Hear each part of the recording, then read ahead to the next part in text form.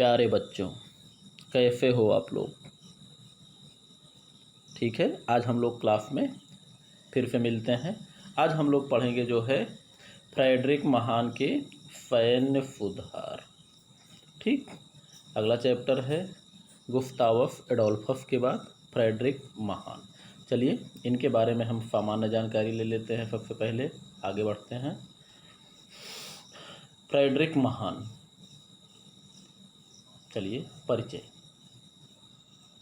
इनका जन्म जो है 1712 ईस्वी में प्रफा या जर्मनी। ठीक है बच्चों, आज जो जर्मनी है इसी को पहले प्रफा के नाम से जाना जाता था। प्रफा, कभी कभी ऐसा भी है प्रफा लिखा होता है तो हम लोग समझ नहीं पाते कि प्रफा कोई राष्ट्र तो इस समय है ही नहीं। तो जर्मनी जो है उसी को हम लोग पूर्व जन्म में प्रफा के नाम से जानते थे। पूर्व जन्म में उसी वो पूर्व समय में यानी पहले उसका नाम प्रफा था। चलिए, फ्रेडरिक महान की मृत्यु 1786 ईस्वी में हुई।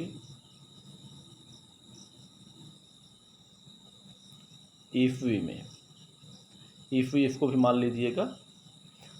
हाँ, और 1740 में अपने पिता विलियम की मृत्यु के बाद ये राजा बना। इसका व्यक्तित्व आप लोग देख लीजिए, कितना अच्छा व्यक्तित्व है। पहली बात, शारीरिक रूप से दुर्बल, अनुशासनहीन, अपराधी प्रवृत्ति, कुरूप एवं धूर्त, ये इसकी पर्सनालिटी थी। आप लोग देख रहे हैं कितनी अच्छी पर्सनालिटी है, लेकिन फिर भी राजा का लड़का था। चलिए आगे बढ़ते हैं। विश्वासघाती, ये भी पर्सनालिटी में ही शामिल है। अविश्वसनीय प्रवृत्ति, अब देखिए इतने अच्छे अच्छे गुण थे इसके, इतनी बढ़िया पर्सनालिटी थी। चलिए आगे बढ़ते हैं हम लोग। इतनी अच्छी पर्सनालिटी के बाद बौद्धिक रूप से ये जो है मजबूत था, अर्थात बुद्धि इसकी प्रखर थी, तीव्र थी। अब देखिए, बुद्धि तीव्र थी, भाई अपराधी प्रवृत्ति था, धूर्त था, कोई अच्छा गुण नहीं माना जाएगा उन सबको, लेकिन मजबूत इसलिए माना जाएगा कि इसको पिता से जो है जो प्राप्त इसको फौज मिली थी, पिताजी जब एक्सपायर कर गए थे या मर गए थे, तो उसको जो है 90,000 की सेना राज्य की सुरक्षा के लिए मिली थी, जो कि कमज़ोर प्रवृत्ति की थी। लेकिन इसने क्या किया, अपनी योग्यता के बल से, अपनी बौद्धिक गुण के बल से इसने उसी सेना को 1,50,000 तक पहुंचा दिया, वो भी दक्ष, कुशल एवं ट्रेंड सेना के रूप में, अनुशासित एवं कुशल जो है सेना के रूप में इसने 1.5 लाख तक पहुंचा दिया। जबकि उस समय प्रफा यानी जर्मनी की जनसंख्या 30 लाख थी। 30 लाख थी और उसमें जो है 5% यानी 1.5 लाख सैनिक कितने परसेंट हो गए? 5%, यानी 5% जो है व्यक्तियों को उसने फौज में भर्ती कर दिया। बच्चों, 5% व्यक्ति किसी फौज में हो, किसी राष्ट्र की जनसंख्या की, तो मायने रखती है। आज भी अगर हमारे देश में अगर 5% व्यक्ति अगर जो है फौज में भर्ती कर दिए जाएं, या इतनी बड़ी सेना हमारे पास रखने की क्षमता हो, तो आज हमारी जनसंख्या कितनी है? लगभग 1,33 करोड़। अरे वो 1 करोड़ और सॉरी 1,33 करोड़, तो लगभग हमारे यहाँ की जनसंख्या हो जाएगी 15, 1.5 लाख हो, 5 करोड़ हो, लगभग 6-6.5 करोड़ जो है हमारी फौज होगी। बच्चों, लगभग 6.5 करोड़। हमारी सेना कुल कितनी है? लगभग 12 लाख। बताइए, किसी की सेना इतनी नहीं है कि 6.5 करोड़ हो, या यूँ मान सकते हैं कि संपूर्ण विश्व की फौज मिलाकर कहीं 6.5 करोड़ होगी। तो कहने का मतलब ये है, इतनी बड़ी फौज किसी भी राष्ट्र को जीतने की क्षमता रखती है। अगर आज हमारी फौज 5% अगर भर्ती केवल फौज में कर दिया जाए बच्चों, तो ये जो है चाइना की क्या औकात है? चाइना हमारी तरफ देखेगा। अमेरिका की भी औकात नहीं है, सोवियत संघ की भी औकात नहीं। 5% अगर फौज, लेकिन बच्चों ये संभव कैसे होगा 5% फौज? ये अर्थव्यवस्था के ऊपर आधारित होगा। कम से कम 5% लोगों को फौज में रखने की क्षमता हमारे पास होनी चाहिए। अरे उनको पेमेंट देना है, हथियारों की व्यवस्था करनी है, हर समय देना है। ये संभव सबके लिए नहीं है। लेकिन देखिए, एक छोटे से राज्य में जिसकी कुल जनसंख्या 30 लाख थी उस समय, फ्रेडरिक ने 5% व्यक्तियों को सैनिक के रूप में रख दिया। आज 5% व्यक्तियों को सैनिक के रूप की बात छोड़िए, हम लोगों के यहाँ 3.7 या लगभग 4% जो है सरकारी नौकरियां हैं। वो भी फौजी अलग, सिविलियन अलग, पुलिस वाले अलग, मिलिट्री वाले अलग, बाबू सब अलग, मास्टर अलग, सब मिला के जो है 3.7 व्यक्तियों को हम लोग नौकरी दे पाते हैं। इसमें भी जो है बहुत से पद खाली रहते हैं। चलिए उधर मत जाइए। अब देखिए, 5% जनसंख्या को इसने जो है सेना में भर्ती किया, जो कि प्रफा एक छोटा सा राज्य था। ठीक, चलिए हम लोग आगे बढ़ते हैं बच्चों। देखिए, इनकी पर्सनालिटी को ध्यान में रखते हुए आर्थर बिन्नी नामक विद्वान ने फ्रेडरिक महान के बारे में ये लिखा है कि महान सेनाध्यक्षों की सूची में अगला नाम, यानी फ्रेडरिक महान का नाम को उसने कहा है कि जिस व्यक्ति का है वह देखने में सैनिक जैसा बिल्कुल नहीं लगता। अर्थात जैसे भी कहा गया ना, कमज़ोर प्रवृत्ति, बहुत ताकतवर भी नहीं दिख रहा था वो। अगर वह राजा नहीं होता तो उसे एक सेना का नेतृत्व करने का भी अवसर कभी प्राप्त नहीं होता, क्योंकि सेना में भर्ती होने के लिए देखिए लंबाई, चौड़ाई, चेस्ट सब कुछ मांगते हैं। लेकिन वो तो अपेक्षाकृत कमज़ोर था, कुरूप भी था, उसको छांट दिया जाता पर्सनालिटी देखकर ही। ऐसे व्यक्ति पदाधिकारी के पद पर कोई यानी बिरले का मतलब होता है कोई ही पहुंचते हैं। लेकिन जब वे पहुंचते हैं तो इतिहास के प्रवाह को परिवर्तित कर देते हैं। वर्तमान स्थिति में जो भर्ती हो रही है बच्चों, ये पर्सनालिटी को देखकर हो रही है हम लोगों के देशों में, या फिर फौज की भर्ती पर्सनालिटी के आधार पर होती ही है। इसमें बहुत से बच्चे जो कि लंबाई नहीं है, जिसका चेस्ट नहीं है, और भी कुशल होते हैं, और भी ट्रेंड रहते हैं, और भी जो है महान रहते हैं, लेकिन दुर्भाग्य ऐसा होता है कि वो बेचारे पर्सनालिटी को पूरा नहीं कर पाते, जिसके कारण छांट दिए जाते हैं।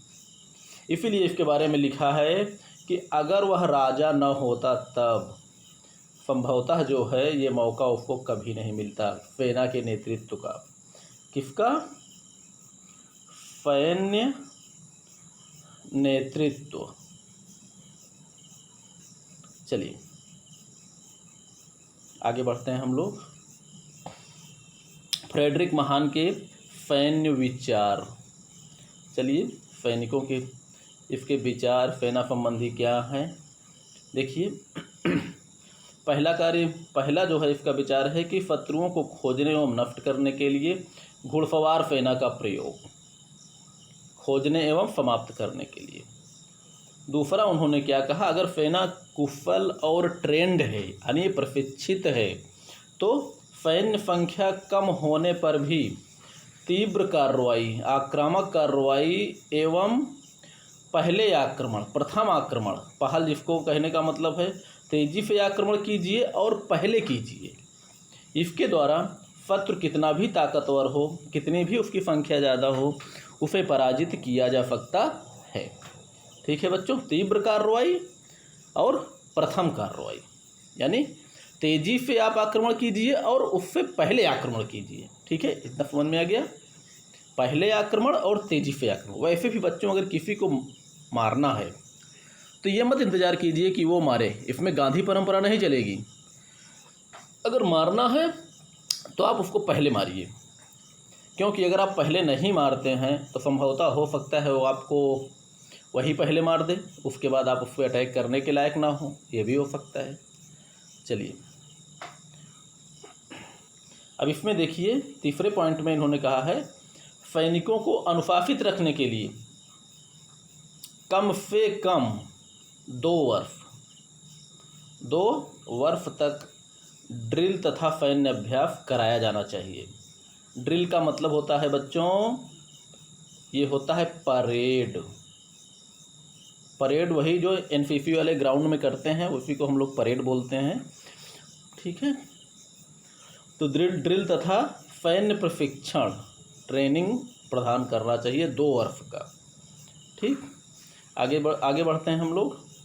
तिर्यक गति से शत्रु के बाजू पर आक्रमण करना। बच्चों एक चीज़ ने बताया था कि तिर्यक गति यानी तिर्यक पद्धति का प्रयोग करने वाले 2 हैं। एक प्रथम सिकंदर और दूसरा है फ्रेडरिक।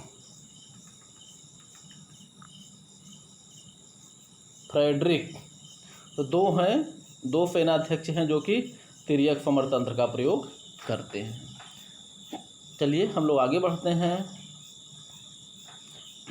इसमें और भी इन्होंने कहा है, अपने विचार व्यक्त किया है कि निश्चित स्थान पर शत्रु से अधिक सैन्य शक्ति का केंद्रीकरण करना चाहिए। अर्थात जहाँ पर ये संभावना हो कि युद्ध यहीं होगा वहाँ पर दुश्मन से ज़्यादा सेनाओं को इकट्ठा करना चाहिए, अधिक शक्ति को लगाना चाहिए। अगला है सेना के संगठन का आधार इन्होंने बटालियन को बनाया, यानी सेना के जो इकाई इन्होंने जो इकाई को आधार बनाया, टुकड़ी का आधार बनाया, उन्होंने बटालियन को आधार बनाया।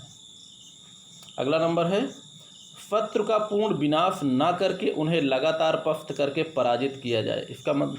इसका विचार ये था कि शत्रु को जान ना मारा जाए, उसकी फान को मारा जाए। फान का मतलब होता है कि उसको जो है अचानक अगर आप मार देंगे तो आपकी ताकत को पहचान नहीं पाएगा। लगातार उसको बार बार उसको हराया जाए, बार बार हराया जाए तो एक समय आएगा कि वो खुद ही निर्णय कर लेगा कि अब हम इनसे जीत नहीं पाएंगे। तो ऐसी स्थिति में वो दोबारा आपको आक्रमण नहीं करेगा। अगर मान लीजिए उसको आप मार देते हैं तो आने वाली उसकी पीढ़ियाँ फिर से आप पे अटैक कर सकती हैं। तो ऐसी स्थिति में इन्होंने क्या कहा है कि उन्हें जो है तुरंत उसको पूर्ण विनाश मत कीजिए, अर्थात उनको पूर्णतया समाप्त ना कीजिए। उन्हें लगातार छिटपुट छोटे छोटे आक्रमण में उनको लगातार हराते रहिए, तभी उनकी लड़ने की क्षमता जो है समाप्त होगी, नहीं तो मन से युद्ध की भावना समाप्त नहीं होगी। ठीक, आगे देखिए। सैनिक कल्याण एवं चिकित्सा सेवाओं की व्यवस्था पर विशेष ध्यान इन्होंने दिया। चिकित्सा का मतलब होता है डॉक्टरी, यानी सैनिक कल्याण का मतलब होता है सैनिकों के लिए जो भी चीज़ें आवश्यक हो, जो भी चीज़ें ज़रूरी हो, सबको इन्होंने फौजियों को उपलब्ध कराया। और डॉक्टरी सेवा यानी सैनिक जब घायल हो जाए तो उनके लिए विशेष डॉक्टरी व्यवस्था इन्होंने लागू किया, क्योंकि छोटा सा तो राष्ट्र था।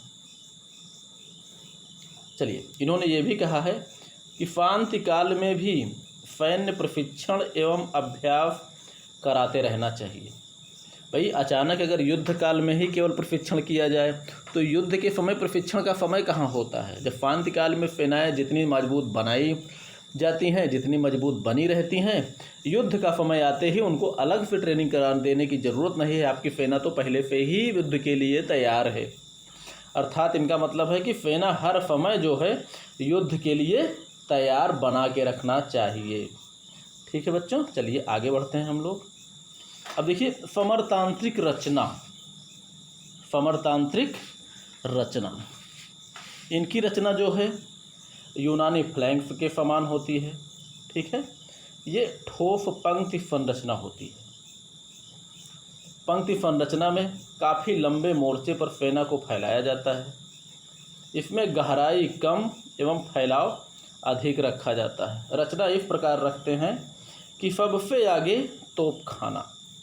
बच्चों, सबसे आगे तोपखाना देख लीजिए, आपको हम बता देते हैं वैसे ही पार्ट में।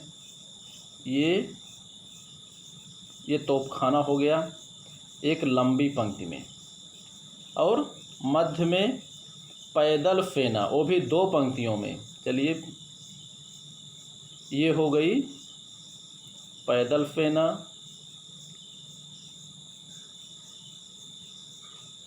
दो पंक्तियों में कहा गया है। तो ये देखिए, इसी तरह आपको फौजियों को लगाना है 2 पंक्तियों में। ठीक है, और सबसे पीछे जो है घुड़सवार सेना को ये भी 2 पंक्तियों में ही खड़ा करना है। बिल्कुल इसी तरह जो है घुड़सवार सैनिकों को आप लगा दीजिए 2 लाइन में। थोड़ा सा अलग जो है इनका आकार बना दीजिए, ऐसे 2 पंक्तियों में। ये हो गए घुड़सवार, यानी सबसे आगे ये है तोपखाना, ये बीच में पैदल, ये हो गए, और ये सबसे पीछे 2 पंक्तियों में घुड़सवार। ठीक है, इसी तरह सैनिकों को जो है समरतांत्रिक रचना में इसी तरह खड़ा करना है। इसमें जो है वो आरक्षित सेना नहीं रखता था। आरक्षित का मतलब होता है रिजर्व सेना वो नहीं रखता था, और सैनिकों को इसी प्रकार खड़ा किया जाता था। बच्चों, अगर आप लोग चाहिएगा तो इसको आप लोग कॉपी में बना लीजिएगा। आगे जो है एक पंक्ति में, लंबी पंक्ति में तोपखाने को लगाया जाता था, और उनके पीछे 2 पंक्ति में पैदल सेना को, और सबसे पीछे 2 पंक्ति में घुड़सवारों को। ठीक है बच्चों, चलिए हम लोग आगे बढ़ते हैं। तोपखाना, अब इसमें तोपखाने के संगठन को हमको पढ़ना है। तोपखाने का संगठन इसने किस प्रकार किया, यानी तोपखाने की किन इकाइयों में बांटा। इसने तोपखाने का जो संगठन बनाया बैटरियों में, बैटरी नामक टुकड़ियों में, बैटरी नामक इकाइयों में। ठीक है बच्चों, अब इसमें तोपों का प्रयोग किस प्रकार किया, देखिए, दूरी तक मार करने के लिए, यानी लंबी दूरी की मार, ये हाबितजर तोपों का प्रयोग किया। हाबितजर तोपें यानी भारी तोपें, लंबी दूरी की मार करने वाली तोपें, उनको हाबितजर तोपें कहा जाता था। इसने एक नए प्रकार की तोपखाने का प्रयोग किया है, जिसे कहा जाता है अफ तोपखाना। अफ तोपखाना इसको इसलिए कहा जाता है कि इसे घोड़े पर प्रयोग करके, घोड़े पर लाद कर भी चलाया जाता है, जो कि एक प्रकार से चलता फिरता तोपखाना होता था। घोड़े पर रखिए, चलाते रहिए, ज़रूरत पड़े तो दूसरे स्थान तक दौड़ा के घोड़े को ले जाइए, अर्थात एक प्रकार से यह चलता फिरता तोपखाना था। ठीक, जिसके प्रभाव क्या हुआ कि फायर शक्ति भी बढ़ी और गति के साथ बढ़ी। एक प्रकार से ये वर्तमान समय में टैंक का रूप प्रदान किया गया था। भाई टैंक भी है, चलते फिरते अटैक करता है, चलते फिरते गोला फेंकता है, तो वैसे अफ तोपखाना यानी घुड़सवार पर लदा हुआ तोप, ये भी जो है दौड़कर अटैक करता था। दौड़ा दीजिए फिर अटैक करिए। ठीक, चलिए, तोपखाने को इन्होंने कई बैटरियों में बांटा, और प्रत्येक सैन्य टुकड़ी के साथ उनका एक अलग जो है तोपखाने की बैटरी रहती थी। हर सैन्य टुकड़ी के साथ, यानी हर सेना का आधार इन्होंने बटालियन को बनाया था, और हर बटालियन के साथ इन्होंने अपना एक अलग तोपखाना उसके साथ रखा था। ठीक, और प्रत्येक तोपखाने की बैटरी हर समय अपने सैन्य टुकड़ियों के साथ ही युद्धभूमि में प्रस्थान करती थी युद्ध के लिए। ठीक है, यानी हर सैन्य टुकड़ी अपने तोपखाने को साथ लेकर ही जो है युद्धभूमि के लिए आगे बढ़ती थी। ठीक है बच्चों, चलिए आगे बढ़ते हैं हम लोग। तिर्यक समरतंत्र, हाँ देखिए, वेरी इंपॉर्टेंट प्रश्न। तिर्यक समरतंत्र, जैसे हमने बताया कि अपनाने वाले केवल 2 ही जो है सेनाध्यक्ष थे। नंबर 1 सिकंदर, नंबर 2 फ्रेडरिक महान। बच्चों, अगर आप लोगों से प्रश्न पूछा जाता है कि तिर्यक समरतंत्र किसने अपनाया, तो पहली बात तो जहाँ सिकंदर होगा वहाँ पर फ्रेडरिक महान विकल्प में नहीं होगा, तो आपको एक विकल्प जो होगा दोनों में से उसको आपको लगाना है। अगर ये दोनों विकल्प होते हैं तो आप उसमें सिकंदर को ही वरीयता दीजिएगा, क्योंकि उसी ने तिर्यक समरतंत्र का प्रारंभ किया था। ईसा पूर्व में प्रारंभ किया था, ये फ्रेडरिक महान तो ईसा के बाद प्रारंभ किए, लगभग 1900 वर्षों बाद, लगभग 1700-1800 वर्षों बाद ये। ठीक है, अगर दोनों विकल्प होता है तो आप सिकंदर महान को ही वरीयता दीजिएगा, क्योंकि उसी ने पहले प्रयोग किया था। देखिए, अब इनकी तिर्यक सामरिकी में, उनकी तिर्यक सामरिकी में अंतर क्या था। फ्रेडरिक ने सिकंदर के ही समान तिर्यक समरतंत्र को अपनाया, परंतु फ्रेडरिक की सामरिकी या युद्ध कला यानी तिर्यक युद्ध कला सिकंदर से भिन्न थी, सेम नहीं थी, अलग उसका तरीका था। दोनों के तिर्यक फमर तंत्र में अंतर था। अब देखिए सिकंदर परिस्थिति व पहले बोलेगा आधा दाएं या आधा बाएं मुड़कर आक्रमण करो, अर्थात जैसे हम लोग पीटी करते हैं तो कहा जाता है ना आधा दाएं मुड़ आधा बाएं मुड़ फिर आगे बढ़, ऐसे बोला जाता है। तो सिकंदर की स्थिति वो थी, पहले सेना को एक स्थान पर रोक देता था, फिर आधा दाएं मुड़ने का आदेश देता था, फिर तिरछा आक्रमण वो कराता था। लेकिन फ्रेडरिक की सेना जो थी ये चलते समय ही बिना रुके बिना अपनी रचना बिगाड़े ही ये जो है तिरछा मार्च करने में सक्षम थी। सक्षम क्यों थी? उनका ड्रिल एवं प्रशिक्षण जो है उत्तम था, अच्छी तरह से उसने ट्रेंड किया था फ्रेडरिक महान ने कि सेनाएं बिना रुके और बिना अपनी रचना बिगाड़े ही तिरछा मार्च करना प्रारंभ कर देती थीं। रुकने की ज़रूरत नहीं होती कि उन्हें बोला जाए आधा दाएं आधा बाएं आप मुड़िए। ठीक है बच्चों, चलिए हम लोग आगे बढ़ते हैं। एक बार ना समझ में आए आप लोग इसको कई बार सुनिए, अगर उसके बाद भी ना समझ में आए तो बच्चों आप लोग हमसे पूछ लीजिए कमेंट करके। आगे बढ़ते हैं। चलिए ये चैप्टर जो है यहीं पर समाप्त हो जाता है, द एंड। चलिए फिर आगे मिलेंगे हम लोग अगले क्लास में। ठीक है बच्चों, चलिए तब तक आप लोग आराम से पढ़िए और खुश रहिए।